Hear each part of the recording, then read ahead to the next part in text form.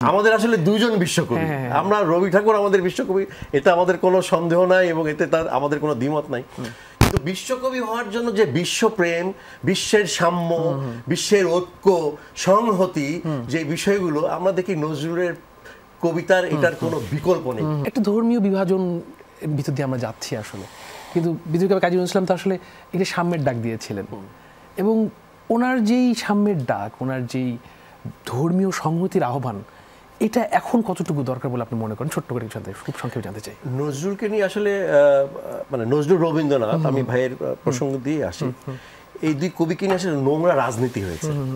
মানে অহেতুক কেউ কেউ তাকে হিন্দুদের কবি, কেউ কেউ তাকে মুসলমানের কবি, এরকম করে একটা আসলে চিত্রিত করার চেষ্টা করেছে। এটার কোনো দরকারই নাই। নজরুলের ভিতরে যেই সাম্যের যে ব্যাপারটা আছে, আমি প্রথমে মানে বলছিলাম যে মানে নজরুলীয় সাম্য, প্রেম, এটা হচ্ছে বিশ্বজনীন। কারণ মানে বিশ্বকবি হওয়ার জন্য যে এলিমেন্ট দরকার, সেটা আসলে নজরুলের ভিতরে আছে। আমাদের আসলে দুইজন বিশ্বকবি।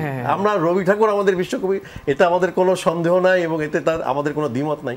কিন্তু বিশ্বকবি হওয়ার জন্য যে বিশ্বপ্রেম, বিশ্বের সাম্য, বিশ্বের ঐক্য, সংহতি, যে বিষয়গুলো আমরা দেখি নজরুলের কবিতার, এটার কোনো বিকল্প নেই। যে ভাইটাকে যেটা বললেন আর কি।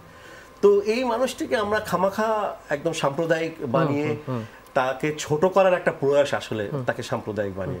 নজরুল আসলে বিশ্বজনীন, বিশ্বের কবি। মানে এই বিষয়ে মানে নোংরামি যত কম হবে, তত আমরা মহিমান্বিত জাতি হিসেবে আমরা মহিমান্বিত। অসংখ্য ধন্যবাদ।